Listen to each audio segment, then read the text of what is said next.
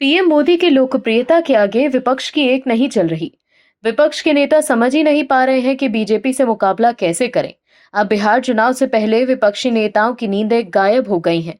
BJP और NDA में शामिल तमाम दल मजबूती से चुनाव लड़ रहे हैं, लेकिन विपक्षी दल कांग्रेस और आरजेडी एक दूसरे से ही लड़ रहे हैं। वहीं अब बीजेपी ने ऐसा बम फोड़ दिया है कि तेजस्वी यादव की नींदें गायब हो गई हैं। तेजस्वी यादव सीएम बनने का सपना देख रहे हैं, लेकिन उनका खेल खत्म होता दिखाई दे रहा है, जिससे तेजस्वी तिलमिला गए हैं। बिहार विधानसभा चुनावों की नामांकन प्रक्रिया खत्म होते ही सियासी तस्वीर साफ होने लगी है। एनडीए को सत्ता से बेदखल करने उतरी महागठबंधन के सहयोगी दलों के बीच सीट शेयरिंग पर सहमति नहीं बन पाई। इस तरह सीट शेयरिंग फॉर्मूले की औपचारिक घोषणा नहीं हुई, लेकिन नामांकन समाप्त होते ही ये बात साफ हो गई कि कौन कितनी सीटों पर किस्मत आजमा रहा है।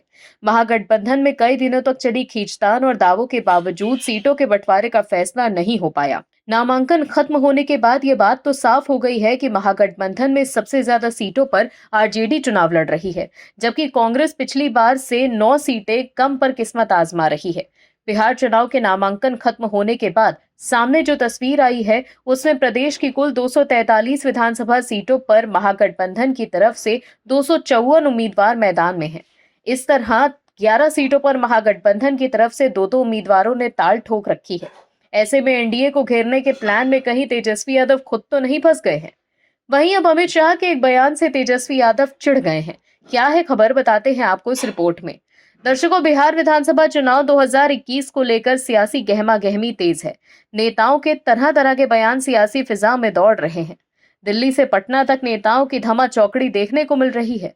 आरजेडी की ओर से सीएम उम्मीदवार तेजस्वी यादव ने केंद्रीय गृह मंत्री अमित शाह पर निशाना साधा। उन पर औद्योगिक विकास को लेकर खोखले दावे करने से बिहार की जनता को गुमराह करने का आरोप लगाया।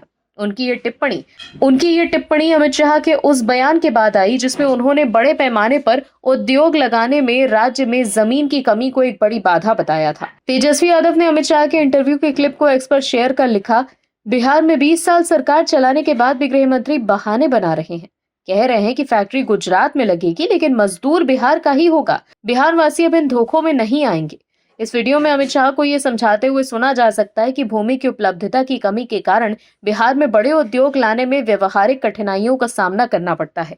अमित शाह ने कहा कि हम सभी जानते हैं कि बिहार में जमीन की कमी है। बिहार में कोई भी बड़ा उद्योग लाने में जमीन ढूंढने में काफी कठिनाई आती है। इसीलिए हमें ऐसे उद्योगों पर ध्यान केंद्रित करना चाहिए जिनमें कम जमीन की आवश्यकता हो। इसीलिए हम बिहार को देश का एआई हब बनाना चाहते हैं। हम बिहार को सॉफ्टवेयर इंडस्ट्री का हब बनाना चाहते हैं। इससे पहले केंद्रीय गृह मंत्री अमित शाह ने बिहार विधानसभा चुनावों के लिए बिगुल फूंका और घोषणा की थी कि अगर एनडीए बिहार में सत्ता में लौटता है तो वो राज्य को औद्योगिक हब में बदल देगा।